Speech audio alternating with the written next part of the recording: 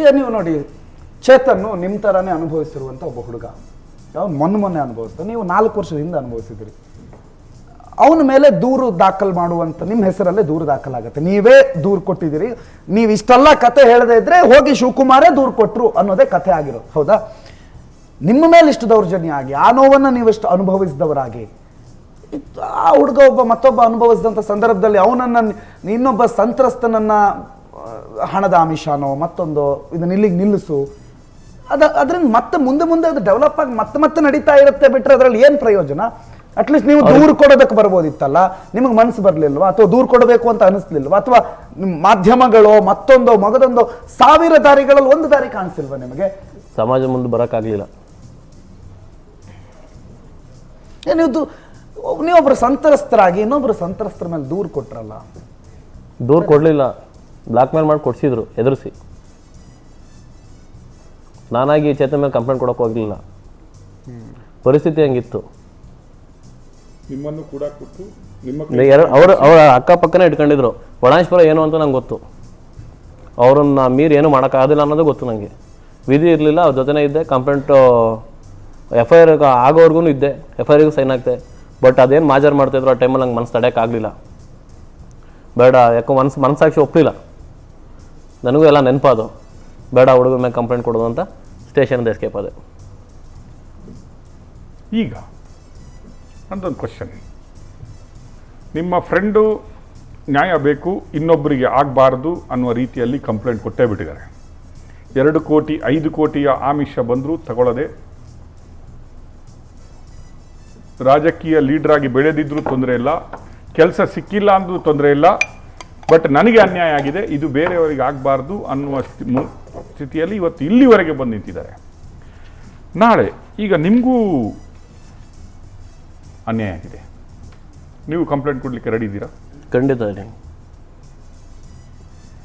ನೀವು ಸಂತ್ರಸ್ತರು, ಇವತ್ತು ಖಂಡಿತ ಕಂಪ್ಲೇಂಟ್. ಇವತ್ತು CIDಗೆ ಹೋಗಿದೆ, ನೀವು ಕಂಪ್ಲೇಂಟ್ ಕೊಡಲಿಕ್ಕೆ ರೆಡಿ ಇದ್ದೀರಾ? ಯಾಕೆ? ಖಂಡಿತ ರೆಡಿ ಇದ್ದೀನಿ. ಇನ್ನು ಎಷ್ಟು ಜನ ಬರ್ಬೋದು ಇದೇ ರೀತಿ ಗೊತ್ತಿಲ್ಲ. ಅವ್ರ ಮನಸ್ಸಾಕ್ಷಿಗೆ, ಅವ್ರ ಆತ್ಮಸಾಕ್ಷಿ ಒಪ್ಪಿದ್ರೆ ಬರ್ಬೋದು, ಸಪೋರ್ಟ್ ಮಾಡ್ಬೋದು. ಇಲ್ಲ ಅಂತ ತೊಂದರೆ ಇಲ್ಲ, ನಾನಂತೂ ರೆಡಿ ಇದ್ದೀನಿ ಕೂಡ. ಏನಾದರೂ ಎದುರಿಸಲಿಕ್ಕೆ ರೆಡಿ ಇದ್ದೀರಿ? ಖಂಡಿತ ಎದುರಿಸಕ್ಕೆ ರೆಡಿ ಇದ್ದೀನಿ. ಇಷ್ಟಾದ್ಮೇಲೆ ಇಂಥ ಕಚಡಗಳಿಗೆ ಎದುರಿಕ ನಾವಿದ್ರೆ ನಾವು ಹುಟ್ಟಿರೋದೇ ವೇಸ್ಟ್ ಆಗುತ್ತೆ. ಸಾಕು, ಇಷ್ಟು ಗಂಟೆ ಅವ್ರ ಮೆಟ್ಟೋದು ಇಷ್ಟೆಲ್ಲ ಆದ್ಮೇಲೂ ಮತ್ತೆ ನಾವು ಅವ್ರಿಗೆ ಮಾಡಿದ್ರೆ ನಮ್ಮ ಆತ್ಮಸಾಕ್ಷಿನ ಒಪ್ಪಲ್ಲ, ನಾವು ಬದುಕಿದ್ದು ವೇಸ್ಟೇ. ಇವರು ಚೇಂಜ್ ಆಗುವ ಲಕ್ಷಣ ಎಲ್ಲೂ ಕಾಣ್ತಾ ಇಲ್ಲ ನಿಮಗೆ? ಅವ್ರಿಗೆ ಜಸ್ಟ್ 4 ದಿನದಿಂದ ನಾನು ಅವ್ರ ಜೊತೆ ಇದ್ದಾಗ ಮಾತಾಡಿದಾಗ ಒಂದು ಸಣ್ಣ ಗಿಲ್ಟು ಸಹ ಇಲ್ಲ. ನಾನು ಮಾಡಿದ ತಪ್ಪು ನಾನು ಒಪ್ಕೋಬೇಕು ಅನ್ನೋದು. ನೀವು ಏನು ನ್ಯಾಯದ ನಿರೀಕ್ಷೆಯಲ್ಲಿದ್ದೀರಿ ನೀವು? ಈಗ ನೋಡಿ, ಅವರು ಪಾಪ ಮೊನ್ನೆ 1 ವಾರದ ಹಿಂದೆ ಅನುಭವಿಸಿದ್ರು, ಕೇವಲ 4 ದಿನದಲ್ಲಿ ಸ್ವಿಫ್ಟ್ ಕಂಪ್ಲೇಂಟ್. ಆ ಥರ ಅವರು ಯಾರು ಪವರ್ ಇಟ್ಕೊಂಡು ದುಡ್ಡು ಇಟ್ಕೊಂಡು ಮಾಡ್ತಾರೆ ಅಂತ ಕಚಡ ನನ್ನ ಮಕ್ಳಿಗೆ ಅರಿವಾಗಬೇಕು. ದುಡ್ಡು ಪವರ್ ಅಷ್ಟೇ ಯಾವತ್ತೂ ಅಲ್ಲ ಅಂತ, ಮಾನವೀಯತೆ ಬೇಕು ಅಂತ. ಮತ್ತು ಈ ನನ್ನ ಮಕ್ಕಳು ಬುದ್ಧಿ ಕಲಿಬೇಕು. ರಾಜಕೀಯದಿಂದ ಅವ್ರಿಗೆ ಇರೋ ಏನು ಭಗವಂತ ಎಲ್ಲ ಕೊಟ್ಟವನೇ, ತೇವಾಂಶ ರಾಜಕೀಯದಿಂದ ದೂರ ಇರಬೇಕು. ಮತ್ತೆ ಬಂದು ಹಾಳು ಮಾಡೋದು ಬೇಡ. ಇನ್ನು ಆಸ್ತಿ ಮರ್ಯಾದೆ ಮತ್ತೆ ಕಳಿಬಾರ್ದು. ಇವ್ರು ಬಂದರೆ ಮತ್ತೆ ಮರ್ಯಾದೆ ಕಳೀತಾರೆ. ಎಡವಿದ ಇಡ್ಬೋದು. ಏನಾದರೂ ಇವ್ರಿಗೆ ಕಿಂಚಿತ್ತು ದಯೆ, ದಾಕ್ಷಿಣ್ಯ, ಪಶ್ಚಾತ್ತಾಪ ಹಿಂಗೆಲ್ಲ ಆಯಿತು, ನಮ್ಮ ತಮ್ಮ ಜೈಲುವಾಸ ಮಾಡ್ತಾ ಇದ್ದಾನೆ ಅಂತ ನಾನು ಅದನ್ನು ಹೇಳಿದೆ. ಈ ಟೈಮಲ್ಲಿ ಬೇಕಿತ್ತಣ್ಣ ನಿಂಗೆ. ಇವತ್ತು ಭವನಕ್ಕೆ ಊರ್ಬಿಟ್ಟವ್ರೆ, ಹಾಸನ ಮೈಸೂರಿಗೆ ಕಾಲಿಡಂಗಿಲ್ಲ, ರೇವಣ್ಣವ್ರು ಹಿಂಗೆ ಓಡಾಡ್ತವ್ರೆ, ಪ್ರಜ್ವಲನ ಜೈಲವನೇ. ಈ ಟೈಮಲ್ಲಿ ಬೇಕಿತ್ತಾ? ಏನಂದ್ರೆ ಸುಮ್ಮನಿರು, ಆಗೋಯ್ತು ಕಣೋ, ನನ್ನ ಜಾತಕದಲ್ಲಿ ನಂಗೆ ಇತ್ತು ಕಣೋ, ಮರ್ಯಾದೆ ಹೋಗ್ಬೇಕು ಅಂತವ ಅಂದ.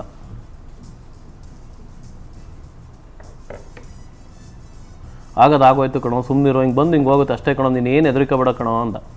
ನಾನು ಹೇಳ್ದೆ, ಅಣ್ಣ 100 ಸಲ ಹೇಳ್ದೆ, ಬೇಡ ಅಣ್ಣ, ಟಿವಿಗೆ ಹೋದ್ರೆ ನಾನಂತೂ ಬರಲ್ಲ. ಇಲ್ಲ ಹೋದ್ರೆ ನಾನಂತೂ ಟಿವಿಗೆ ಹೋದ್ರೆ ಯಾವುದೇ ಕಣ್ಣು ಮುಂದಕ್ಕೆ ಬರಲ್ಲ, ನಿನ್ನ ಪರವಾಗಿ ನಿಂತ್ಕೊಂಡು ವಾದ ಮಾಡೋಕ್ಕೆ. ಅವನ ಎಕ್ಸ್ಪೆಕ್ಟೇಷನ್ ಇದ್ದಿದ್ದು, ಇವನಿವಾಗಿ ಟಿವಿಲಿ ಕೂತ್ಕೊಂಡ್ರು ಸಹ ನಾನು ಹೆಂಗಿರೋ ನನಗೆ ಚೆನ್ನಾಗಿ ಗೊತ್ತಿತ್ತಲ್ಲ ಚೇತು, ಹುಡುಗಿ ಕೆಲಸ ಮಾಡೋದು ಎಲ್ಲ ಚೆನ್ನಾಗಿದ್ವಲ್ಲ, ಇವನು ಆಪೋಸಿಟಾಗಿ ನಾನು ಅವ್ನ ಪರವಾಗಿ ನಿಂತ್ಕೋಬೇಕು ಅಂತ. ನನಗೂ ತುಂಬ ಆಫರ್ ನೀಡ್ದೆ. ಅವ್ನು ಆಪೋಸಿಟಾಗಿ ನಿಂತ್ಕೋ, ನಿನಗೇನು ಬೇಕು ಎಲ್ಲನೂ ನಾನು ಮಾಡ್ತೀನಿ, ನಿನಗೆ ಯಾವ ರೀತಿ ಬೇಕು, ಜಾಬ್ ಬೇಕು, ರಾಜಕೀಯ ಬೇಕು, ನೀನು ಫೈನಾನ್ಷಿಯಲ್ ಬೇಕು, ಏನು ಬೇಕು ಎಲ್ಲನೂ ಮಾಡ್ತೀನಿ, ನೀನು ನನ್ನ ಪರವಾಗಿ ನಿಂತ್ಕೋ, ಇವತ್ತಿನ ನೀನೇ ನನ್ನ ಇದು, ನಾನು ಸಾಯೋವರು ನೀನು ನೆನ್ಕೋತೀನಿ ಹಂಗೆ ಹಿಂಗೆ ಅಂತ. ಬಟ್ ನನಗೂ ಮನಸ್ಸಾಕ್ಷಿ ಇದೆ. ಈ ಕಚಡ ಕೆಲಸ ಮಾಡಿದ್ದು ಹೋಗಿ ನಾನು ಸಮರ್ಸ್ಕೊಳಕ್ಕಾಗತ್ತಾ? ಅಲ್ಲ, ನೀವೊಬ್ಬರು ಸಂತ್ರಸ್ತರು, ಅನುಭವಿಸಿದವರು. ನೀವು ಮಾತಾಡ್ತಾ ಹೇಳ್ತೀರಿ 5 ವರ್ಷದಲ್ಲಿ ನನ್ನ ಒಳಗಡೆ ಇಟ್ಕೊಂಡು ನಾನು ಯಾವ ರೀತಿಯಲ್ಲಿ ಕೊರಗ್ತಾ ಇದ್ದೆ ನನಗೆ ಗೊತ್ತಿಲ್ಲ ಸರ್. ನನಗೆ ಅವನು ಮುಟ್ಟಿದ ದಿನದಿಂದ ದರಿದ್ರ ಹಿಡಿಯಿತು ಅಂತ ಹೇಳ್ತೀರಿ. ಖಂಡಿತ ಸರ್. ಇದೇ ಮಾತನ್ನು ಐ ರಿಮೈಂಡ್ ಕರ್ನಾಟಕದ ಜನರು ಒಮ್ಮೆ ಫ್ಲ್ಯಾಶ್ ಬ್ಯಾಕ್ಗೆ ಹೋಗ್ಬಿಡಿ.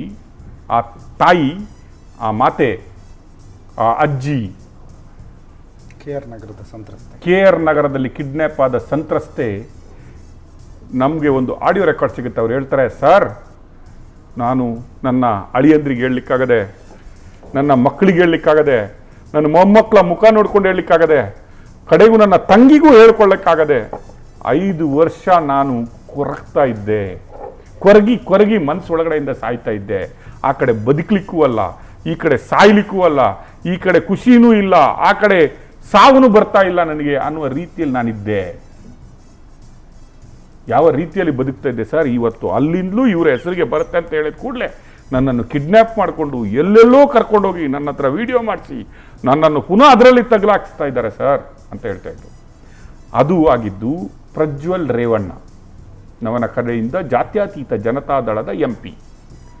ಈಗ ಒಬ್ಬ ಸಂತ್ರಸ್ತ ಕೂತ್ಕೊಂಡು ಅದೇ ಮಾತನ್ನು ಹೇಳ್ತಾ ಇರೋದು, ಸರ್ 4 ವರ್ಷದಿಂದ ಆ ಕಡೆ ಹೇಳ್ಕೊಳ್ಳಿಕ್ಕೂ ಆಗದೆ, ಈ ಕಡೆಗೆ ಬದುಕಲಿಕ್ಕೂ ಆಗದೆ, ನುಂಗ್ಲಿಕ್ಕೂ ಆಗದೆ, ನಗ್ಲಿಕ್ಕೂ ಆಗದೆ, ಲೈಫೇ ಕಳ್ಕೊಂಡ್ಬಿಟ್ಟೆ. ನಮಗೆ ದರಿದ್ರ ಹತ್ಕೊಂಡ್ಬಿಡ್ತು ಇವನು ಮೈ ಮೇಲೆ ಮುಟ್ಟಿದ ಮೇಲೆ. ನನಗೆ ಮಾತ್ರ ಅಲ್ಲ, ಇನ್ನೂ 4 ಜನ ಇದ್ದಾರೆ, ಅವರಿಗೂ ದರಿದ್ರ ಹತ್ಕೊಂಡ್ಬಿಟ್ಟಿದೆ, ಅವರೆಲ್ಲ ಕಳ್ಕೊಂಡ್ಬಿಟ್ಟವ್ರೆ. ಇದರಲ್ಲಿ ದೊಡ್ಡ ಲೀಸ್ಟೇ ಇದೆ ಸರ್. ದೊಡ್ಡವರ ಮಕ್ಕಳು ಇದ್ದಾರೆ, ನಮ್ಮ ಹತ್ರನೇ 5-6 ಜನ ಬಂದು ಹೇಳವ್ರೆ. ಈಗ ನಾನೂ ಸಂತ್ರಸ್ತ, ನಾನೂ ಬಂದಿದ್ದೀನಿ ಓಪನ್ ಆಗಿ, ನಾನೂ ಕಂಪ್ಲೇಂಟ್ ಕೊಡ್ತೀನಿ. ಇನ್ನೇನು ಸರ್ ಬೀದಿಗೆ ಬಂದಾಗಿದೆ, ಅಟ್ಲೀಸ್ಟ್ ಮುಂದಿನ ಜನಾಂಗಕ್ಕಾದರೂ ಒಳ್ಳೇದಾಗಲಿ ಅನ್ನುವ ಮನಸ್ಥಿತಿಯಲ್ಲಿ ನಾನಿದ್ದೀನಿ. ಇನ್ನೇನು ಗೊತ್ತಾಗ್ಬಿಟ್ಟಿದೆ, ಇನ್ನು ನನಗೆ ಅಲ್ಲಿ ಹೋದ್ರೂ ಬದುಕಲಿಕ್ಕೆ ಬಿಡಲ್ಲ, ಇಲ್ಲಿದ್ರೂ ಬದುಕಲಿಕ್ಕೆ ಬಿಡಲ್ಲ, ಸಾಯುವಾಗಲಾದರೂ ಹಿಸ್ಟ್ರಿ ಮಾಡಿ ಸಾಯ್ತೀನಿ ಅನ್ನುವ ಲೆವೆಲ್ಗೆ ಬಂದಿದ್ದೀನಿ ಅಂತ ಹೇಳ್ತಾರೆ. Do you want more proofs? ನಿನ್ನೆ ಇದೇ ಲಪಂಗ, ಇದೇ ಸಲಿಂಗಕಾಮಿ, ಇದೇ ಜಾತ್ಯತೀತ ದಳತಾದಳದ MLC ನಿನ್ನೆ ಹೇಳಿದ್ದು, ನನ್ನ ಫೇವರ್ ಆಗಿ ಒಬ್ರು ಕಂಪ್ಲೇಂಟ್ ಕೊಟ್ಟಿದ್ದಾರೆ. ನನ್ನ ಆಡಿಯೋ ರೆಕಾರ್ಡ್ ತಗೊಂಡೋಗಿ ಕೊಡ್ಲಿಕ್ಕೆ ಹೋಗಿದ್ದೆ ನಾನು ಸೆನ್ ಪೊಲೀಸ್ ಸ್ಟೇಷನ್ಗೆ. ಯಾವ ಆಡಿಯೋ ರೆಕಾರ್ಡು? ಪ್ಲಾನ್ ಆಗಿ ನಿಲ್ಲಿಸಿ ಮಾಡಿಸಿರೋದಾ? ಯಾವ ಕಂಪ್ಲೇಂಟು ಏನು ಅಂತ ಗೊತ್ತಿಲ್ಲದೆ ಪೊಲೀಸರ ಹತ್ರನೇ ಡ್ರಾಫ್ಟ್ ಮಾಡಿ ಪ್ರಿಂಟ್ ತೆಗೆದು ಅಪ್ಲೋಡ್ ಮಾಡಿ ಕಳಿಸಿದ್ದ ಕಂಪ್ಲೇಂಟಾ? ಯಾವ ಕಂಪ್ಲೇಂಟ್ ಬಗ್ಗೆ ಮಾತಾಡ್ತಾ ಇರೋದು? ಕಂಪ್ಲೇಂಟ್ಗೆನೆ ಕಂಪ್ಲೇಂಟಲ್ಲಿ ಏನಿದೆ ಅಂತ ಗೊತ್ತಿಲ್ಲದ ಕಂಪ್ಲೇಂಟಾ? ನೀವು ಯಾವ ಕಂಪ್ಲೇಂಟ್ ಬಗ್ಗೆ ಮಾತಾಡ್ತಾ ಇರೋದು? ಕಂಪ್ಲೇಂಟ್ ಮಹಾಜರು ಮಾಡುವಾಗಲೇ ಎದ್ದು ಓಡೋಗಿದ್ದು ಜೀವ ಬದುಕಿಸಿಕೊಂಡು ಆ ಕಂಪ್ಲೇಂಟ್ ಬಗ್ಗೆನಾ? ನೀವು ಯಾವ ಕಂಪ್ಲೇಂಟ್ ಬಗ್ಗೆ ಮಾತಾಡ್ತಾ ಇರೋದು ಮಿಸ್ಟರ್ ಸೂರಜ್ ರೇವಣ್ಣನವರೇ? ನೀವೇ 4 ವರ್ಷದ ಮುಂಚೆ ಅತ್ಯಾಚಾರ ಮಾಡಿದ ಇನ್ನೊಬ್ಬ ಸಂತ್ರಸ್ತನ ಬಗ್ಗೆನಾ? ಯಾವುದರ ಬಗ್ಗೆ? ವಿ ಆರ್ ಟಾಕಿಂಗ್ ಅಬೌಟ್ ಹೂಮ್? ಇನ್ನೂ ಜನಗಳು ಹೇಳ್ತೀರಾ, ಕಮೆಂಟ್ ಹಾಕ್ತೀರಾ, ನಮ್ಮ ಜನಾಂಗದ ನಾಯಕರು, ಅವರನ್ನು ಟಾರ್ಗೆಟ್ ಮಾಡಲಾಗ್ತಾ ಇದೆ, ಅವರ ರಾಜಕೀಯ ಭವಿಷ್ಯವನ್ನು ಟಾರ್ಗೆಟ್ ಮಾಡಲಾಗ್ತಾ ಇದೆ, ಅವರನ್ನು ರಾಜಕೀಯವಾಗಿ ಮುಗಿಸಲು ಟಾರ್ಗೆಟ್ ಮಾಡಲಾಗ್ತಾ ಇದೆ, ಅಥವಾ ಇನ್ನು ಚನ್ನಪಟ್ಟಣ ಎಲೆಕ್ಷನ್ ಅಲ್ಲಿ ಪುನಃ ಏನೋ ಒಂದು ಮಾಡಬೇಕಂತ ಪುನಃ ಒಂದು ನ್ಯೂಸ್ ತಗೊಂಡ್ಬರ್ತಾ ಇದ್ದಾರೆ. ಇದಾ? ಹಾಗಾದ್ರೆ ಸರ್ಕಾರದ ಕಟ್ಟಡಗಳ ಎದುರುಗಡೆ ಇರುವ ಆ ಸತ್ಯಮೇವ ಜಯತೆ ಅನ್ನೋದಿದೆ ಅಲ್ವಾ, ಅದನ್ನು ಕಿತ್ತಾಕ್ಬಿಡಿ. ನೀವೀಗ ಸೆಂಟ್ರಲ್ ಗವರ್ಮೆಂಟ್ ಅಲ್ಲಿ ಇದ್ರಲ್ಲ, ಬೃಹತ್ ಕೈಗಾರಿಕಾ ಮಂತ್ರಿ ಆಗಿದ್ದೀರಲ್ಲ, ಇನ್ಫ್ಲುಯೆನ್ಸ್ ಇದೆ ಅಲ್ಲ, ಮೋದಿಯ ಕೈ ಇಟ್ಕೊಂಡೆ ಎತ್ತುವಂತ ಶಕ್ತಿ ನಿಮ್ಗಿದೆ ಅಲ್ವಾ? ಒಂದು ಕೆಲಸ ಮಾಡಿ, ಎಲ್ಲ ಸರ್ಕಾರಿ ಕಟ್ಟಡಗಳಲ್ಲಿ, ನ್ಯಾಯಾಲಯಗಳಲ್ಲಿ, ಪೊಲೀಸ್ ಸ್ಟೇಷನಲ್ಲಿ ಇರುವ ಸತ್ಯಮೇವ ಜಯತೆ ಅನ್ನೋದಿದೆಯಲ್ಲ, ಅದನ್ನು ಕಿತ್ತಾಕ್ಸ್ಬಿಡಿ.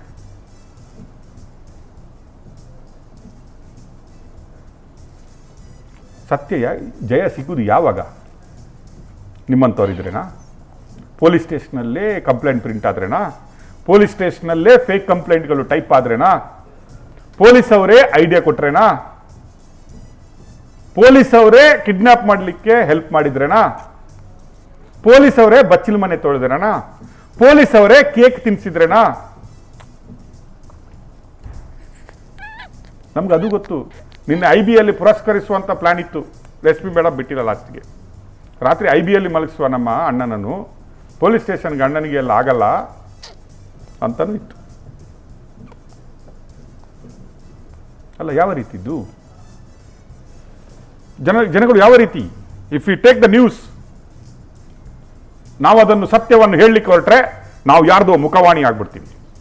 ನಾವೇನಾದರೂ ಸತ್ಯ ಹೇಳಿದ್ರೆ, ಕಟುವಾಗಿ ಹೇಳಿದ್ರೆ, ನಾವು ಯಾವನ್ನು ಟಾರ್ಗೆಟ್ ಮಾಡ್ತಾ ಇದ್ದೀವಿ. ನಾವು ಯಾವ ಸತ್ಯವನ್ನು ಖಂಡಿಸಿದ್ರೆ ನಾವೇನೋ ಪೇಮೆಂಟ್ ತಗೊಂಡಿದ್ದೀವಿ. ನಿಮ್ಮ ಮನೆಯ ಹುಡುಗನಿಗೆ, ನಿಮ್ಮ ಮನೆಯ ತಾಯಿಗೆ, ನಿಮ್ಮ ಮನೆಯ ತಂಗಿಗೆ, ನಿಮ್ಮನೆಯ ಅಣ್ಣನಿಗೆ, ನಿಮ್ಮನೆಯ ಅತ್ತಿಗೆಗೆ. ಆದರೆ ರೇಣುಕಾ ಸ್ವಾಮಿಯ ಮನೆಯವರಿಗೆ ಮಾತ್ರ ಗೊತ್ತಿರೋದು ಮಗನನ್ನು ಕಳೆದುಕೊಂಡ ದುಃಖ. ನಾವು 1 ತಿಂಗಳು ತೋರಿಸಿದ್ದೀವಿ, ಬ್ರೇಕಿಂಗ್ ಆಗಿದೆ, TRP ಬಂದಿದೆ, TRP ಮುಗೀತು.